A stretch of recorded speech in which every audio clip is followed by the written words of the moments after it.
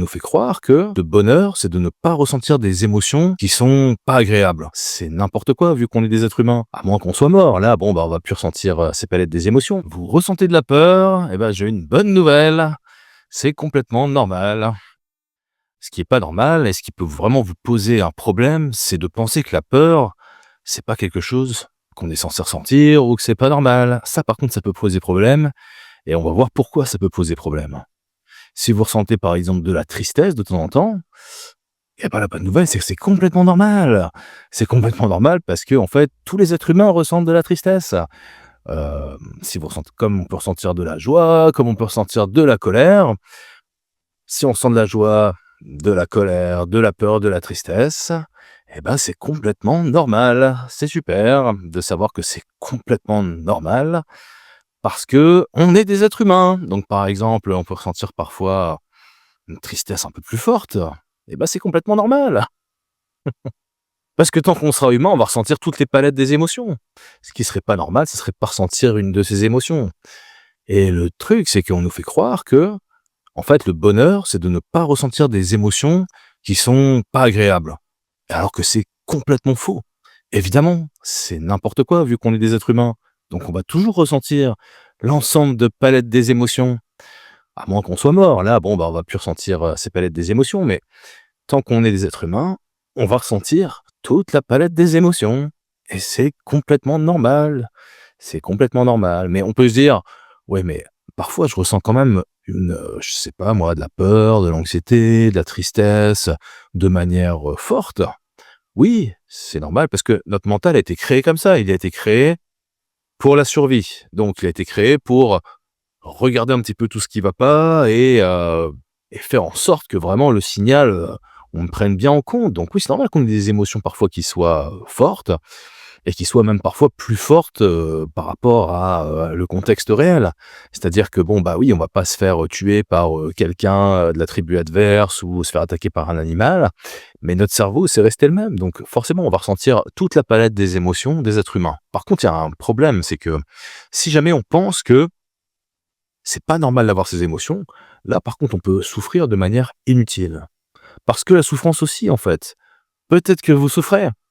Eh ben, comme tout le monde, tous les humains, il y a de la souffrance dans la vie. Il y a de la souffrance, il y a même des difficultés dans la vie. Donc tout le monde vit des difficultés à des moments.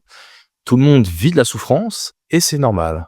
Par contre, il y a de la souffrance qui est inutile. Il y a de la souffrance qu'on n'est pas obligé de vivre. Et une partie de cette souffrance, une grosse partie de la souffrance, en fait, peut venir tout simplement du fait qu'on pense que c'est pas normal de souffrir, que c'est pas normal de ressentir ses émotions, que c'est pas normal de ressentir la tristesse, etc. Et c'est souvent le message qui est véhiculé, hein. Le message qui peut être véhiculé, c'est le bonheur. En fait, le bonheur, c'est de ne pas ressentir d'émotions désagréables. Alors que c'est complètement faux et c'est absolument irréalisable parce qu'on est des êtres humains. Donc, tant qu'on sera des êtres humains, on ressentira toute la palette des émotions. Donc, pourquoi est-ce que c'est un problème aussi de penser que c'est pas normal d'avoir ces émotions ou d'avoir de la souffrance? Parce que du coup, ça va faire qu'on va lutter contre ces émotions, par exemple. Donc si, imaginons qu'on ait des émotions qui prennent de la place, on peut essayer de les repousser, par exemple. Et souvent, en fait, ce qui va se passer, c'est que on va faire des choses, mais qui vont pas faire que on va aller vers des choses qui sont importantes pour nous, et au contraire, ça va rajouter la souffrance. Par exemple, imaginons on sent de la tristesse, on se dise bon bah mince, j'ai pas envie de voir cette tristesse, on peut essayer de la repousser, mais ce qu'il y a, c'est que plus on va repousser cette tristesse, c'est un message en fait, la tristesse, hein, c'est un message de notre corps, donc plus la tristesse risque de prendre plus de place en fait, plus de place dans le paysage de ce qui se passe autour de nous, ça risque de prendre plus de prendre plus de notre attention, et parfois ça risque d'augmenter, mais on peut aussi être en colère d'être triste, on peut aussi être triste d'être triste, on peut aussi avoir peur d'avoir une grosse tristesse en se disant bah mince, c'est peut-être pas normal. Et toutes ces choses qui vont se rajouter, ça c'est vraiment des choses qui sont complètement inutiles et nocives en fait, c'est pas on peut complètement enfin nocive en tout cas, c'est complètement inutile, d'avoir cette souffrance supplémentaire et ça, cette souffrance, on peut complètement l'enlever. C'est-à-dire que on peut pas en fait, choisir de ne plus ressentir les émotions humaines normales. Ça, c'est pas possible. Par contre, quelque chose qui est complètement possible et c'est quelque chose qui est scientifiquement validé depuis longtemps, c'est qu'on peut changer la relation qu'on a avec nos émotions. Et ça, par contre, c'est complètement possible. Et ces modalités-là, ce qu'on appelle la flexibilité psychologique, on va retrouver en fait des choses similaires dans pratiquement toutes les cultures autour du monde. Pourquoi? Parce que tous les gens autour du monde sont des êtres humains. Pourquoi dans la société occidentale, on nous fait croire qu'en fait, être heureux, c'est ne pas avoir des émotions négatives, et cetera, ou pas avoir des émotions pas négatives, mais des émotions désagréables? Bah, parce que souvent, on nous vend des solutions, en fait, pour nous faire croire qu'on pourrait enlever ces émotions-là. On nous a appris à résoudre aussi les problèmes avec notre mental. La plupart de nous, on a été à l'école, à essayer de résoudre des problèmes assis pendant, je sais, une grosse partie de la journée à table, sur une table, en essayant de réfléchir à comment est-ce qu'on va résoudre un problème, comme si on devait résoudre un problème de maths avec notre mental. Donc on peut essayer de raisonner. Mais il y a plein de façons en fait, hein. C'est-à-dire que les façons normales et classiques, instinctives, que tout le monde fait plus ou moins pour essayer pour rentrer en lutte contre ses émotions, et ce qui est problématique, ça va être qu'on va pouvoir essayer de raisonner. Pourquoi est-ce que je ressens ça? Essayer d'expliquer les choses. Ah oui, j'ai vécu ça dans le passé, et cetera, ou je suis comme ça, et cetera.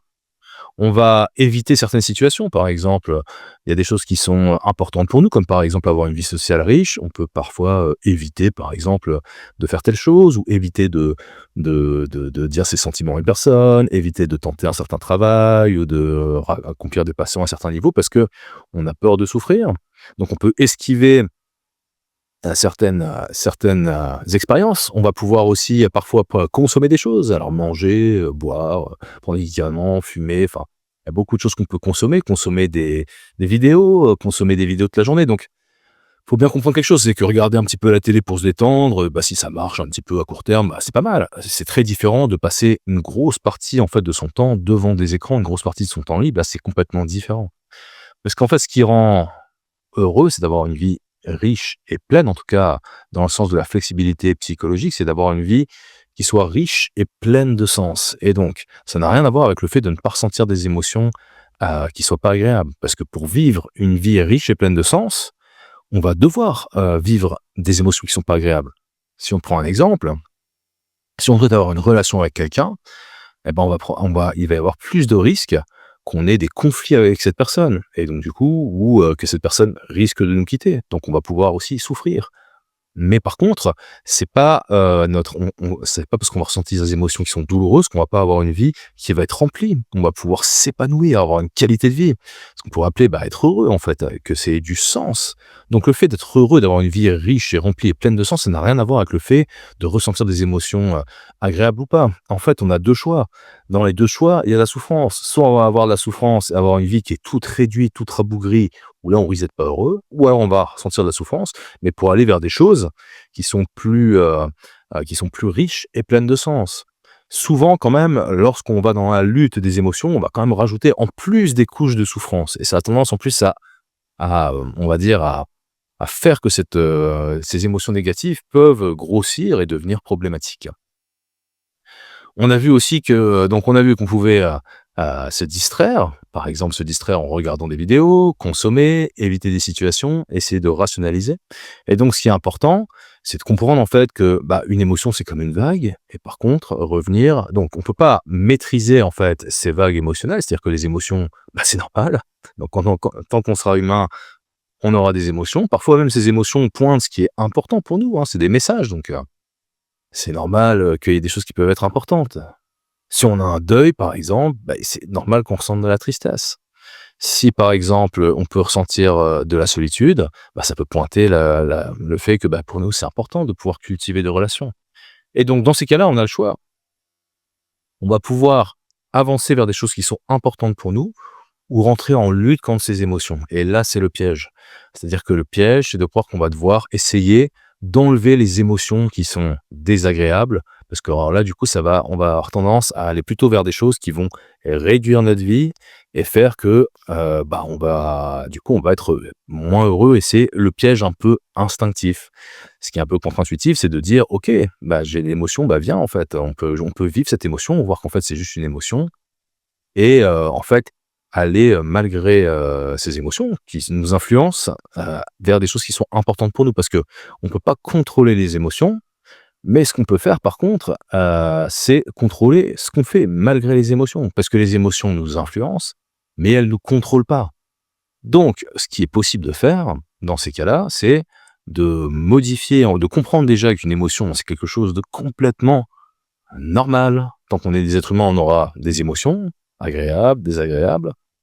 Par contre, ce qui est complètement faisable, c'est que même si on a de la tristesse, même si on ressent de la peur, on va pouvoir agir dans un certain sens. Peut-être que si on est dans un moment où on est vraiment éprouvé, on avancera un petit peu plus lentement vers des choses qui sont importantes pour nous, mais ça va pas nous empêcher. C'est-à-dire que les émotions ne nous contrôlent pas. Et à partir du moment, en fait, où on accueille nos émotions, c'est-à-dire qu'on va pouvoir changer la relation avec nos émotions et pouvoir retourner, mettre notre attention sur des choses qui sont importantes pour nous dans l'instant présent, en fait, c'est comme si, en fait, on n'était plus pieds et mains liés à ces émotions et se prendre, en fait, comme si on était otage de ces émotions et retrouver la liberté. Parce que ce qu'on aimerait bien faire, c'est des fois, ces émotions désagréables, bah, c'est les enlever. Mais ça marche pas. Hop, ça revient.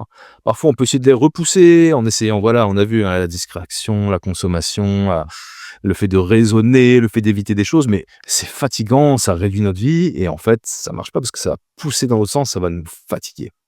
Donc, quelle est la solution? La solution, c'est pas forcément se dire: «Bon, bah, tant pis, j'ai des émotions, j'ai des émotions». La solution, c'est pas d'essayer, de les repousser. La solution, ça va être, en fait, de cultiver, en fait, une pratique qui va nous permettre de changer la relation à nos émotions et d'avoir une liberté. C'est un petit peu le mode d'emploi de l'être humain qu'on peut retrouver d'ailleurs un peu partout autour du monde et qui va complètement à l'encontre, en fait, de, souvent la psychologie populaire ou même certains styles de psychologie qui vont nous faire croire qu'en fait, il faut qu'on diminue, en fait, des émotions et comme si ces émotions étaient des symptômes de quelque chose de pas normal, comme si on était malade. On pourrait facilement croire d'ailleurs que quand on a des émotions, qui sont, difficiles, qui sont assez fortes, et ben, en fait, qu'on est spécial, qu'en fait, on n'a pas de chance, que les autres sont pas comme nous. Alors qu'en fait, très souvent, ce qu'on peut voir scientifiquement, bah, c'est que c'est pas du tout le cas. Évidemment que les gens ressentent des émotions fortes et cetera. Donc, qu'est-ce qu'on peut faire dans ces cas-là? On peut apprendre à développer ce qu'on appelle la psychologie, la flexibilité psychologique, qui sont des pratiques qui sont validées vraiment au niveau mondial depuis longtemps, qui sont assises sur des choses vraiment scientifiquement très sérieuses et qui ont des très bons résultats, que ce soit pour lutter contre des troubles émotionnels, mais juste en fait pour aller bien, pour bien vivre de manière chouette. Et donc, ce que je t'invite à faire, c'est à télécharger le guide en fait quand tout déborde, qui va aborder en fait cet aspect-là, qui va te montrer en fait des outils extrêmement pratiques, super puissants et efficaces pour voir bah, qu'est-ce qu'on peut faire par exemple avec ces émotions et comment est-ce qu'on peut faire pour justement modifier en fait, notre relation avec ces émotions et revenir sur ce qui est important pour nous, même quand on a en fait, des bonnes raisons en fait, d'avoir des difficultés dans la vie, ce qui ne manque pas d'arriver ou d'avoir certaines possibilités qui sont réduites. Donc voilà, écoute, en tout cas, j'espère que je te remercie de m'avoir suivi, sur cette vidéo, en tout cas d'avoir été avec moi. J'espère que ça t'aura apporté quelque chose et je te souhaite une bonne journée.